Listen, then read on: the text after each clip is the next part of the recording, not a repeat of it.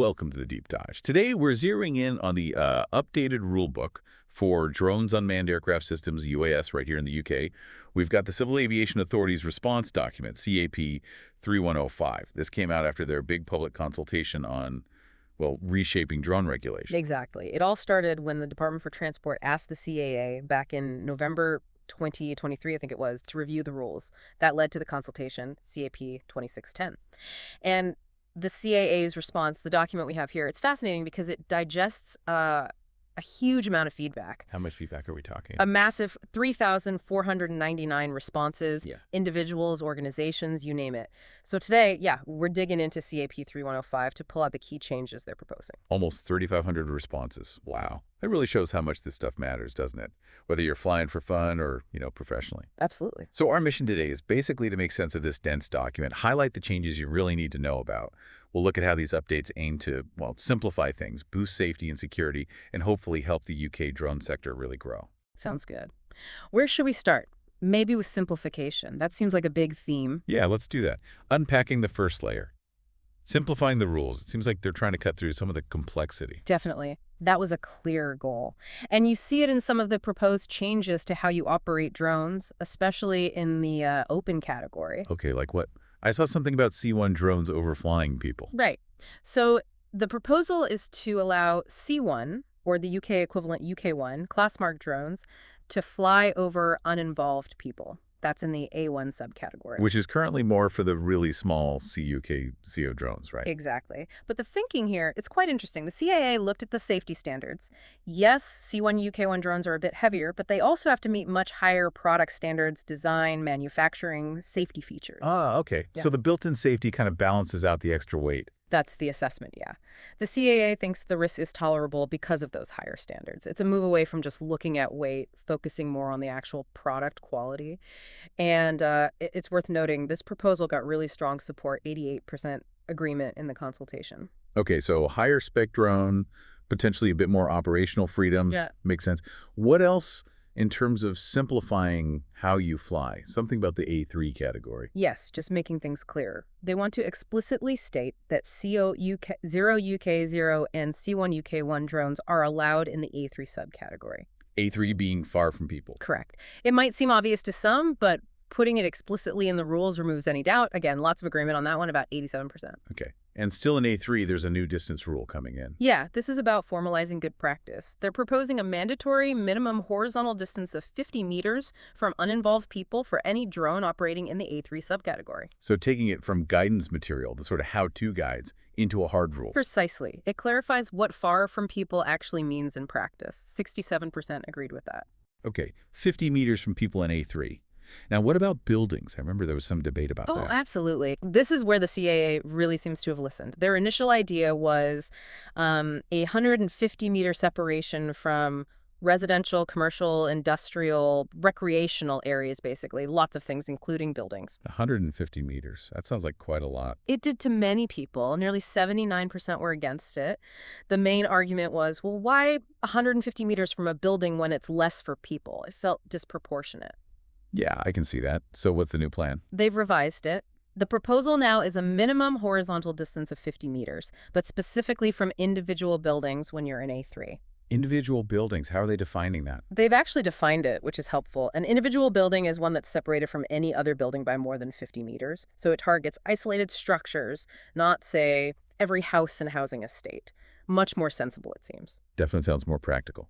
Okay, changing tack slightly the names of the zones. A1, A2, A3. They're getting friendlier names. Yes, this seems like a straightforward win for clarity. They want to rename them to over people A1, near people A2, and far from people A3. Makes immediate sense. Exactly. Tells you instantly what the main restriction is. And yeah, 86% agreed this would make things easier to understand. Good. And the last simplification point here.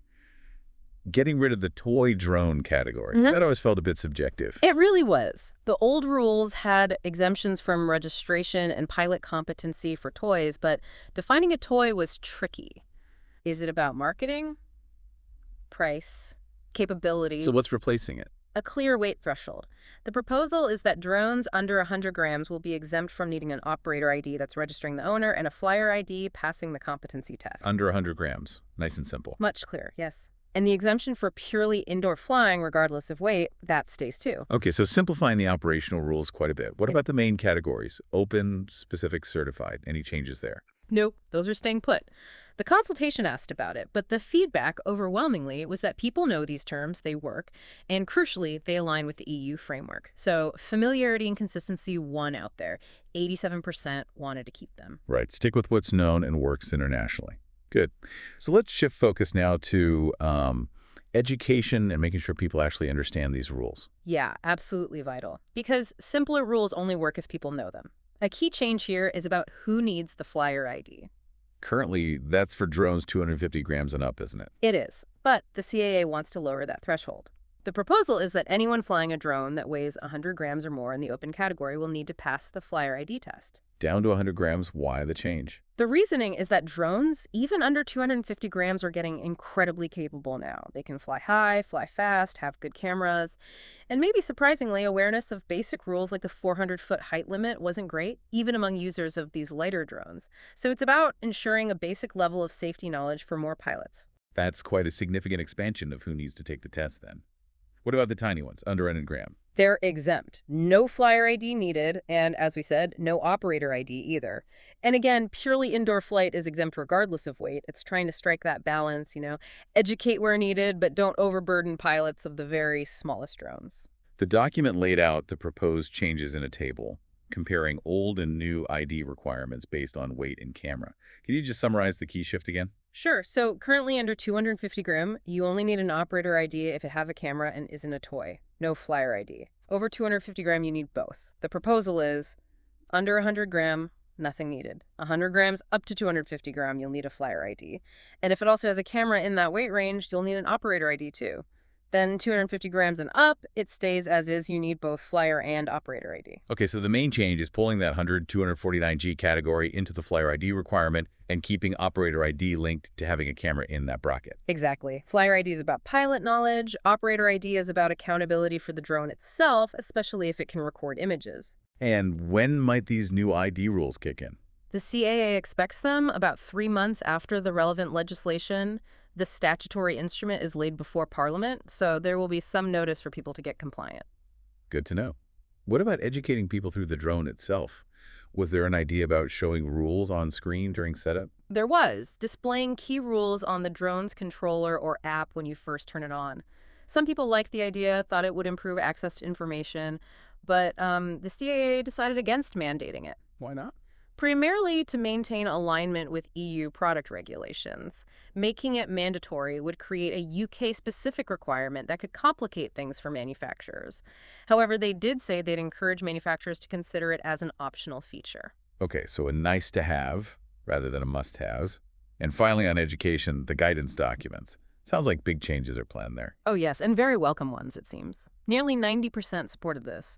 They plan to phase out the current CFC 722 series, which, let's be honest, can be pretty dense and hard to navigate. I've heard that, yeah. The plan is to replace it with new, much more user-friendly guidance directly on the CAA website. It'll cover the regulations, the practical guidance, the AMC-GM stuff we mentioned, basically consolidate and simplify everything from CAP 722. That sounds excellent. Making it easier to find and understand the rules is huge. Right. Let's move on to the drones themselves, product safety and security. UK class marking is the big news here, isn't it? It is. Starting January 1st, 2026, the plan is to implement UK-specific class marks, UK0, UK1, UK2, and so on for drones sold for the open category. It's about setting minimum standards for safety, security features, and performance. And how closely will these UK standards follow the EU's C marking system? I know there was some debate there. There was. You had about 56% wanting full alignment with the EU, often citing cost and market access, while around 38% favored alignment, but with scope for the UK to make exceptions if needed. The CAA has landed sort of in the middle, but leaning towards the latter. So align unless there's a good reason not to. Pretty much. Their position is aligned with EU rules on class marking and product standards, unless there's a clear UK-specific safety, security, or user benefit in diverging.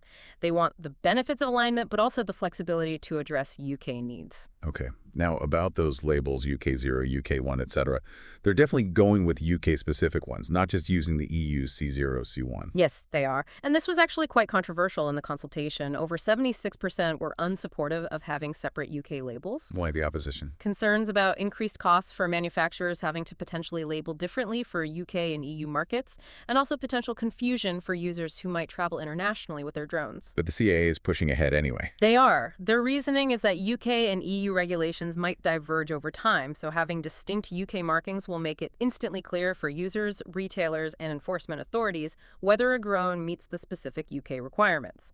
It's a long-term clarity argument, essentially. Okay. A potential headache for manufacturers, maybe, but clearer for the UK system down the line. What about ensuring these standards are actually met? Market surveillance. Right. The CAA is being formally appointed as the Market Surveillance Authority, the MSA, for drones in the UK. This makes them the watchdog. So they'll be checking drones sold here meet the rules. Exactly. They'll oversee the whole system, approve the bodies that do the conformity assessments, and require data from manufacturers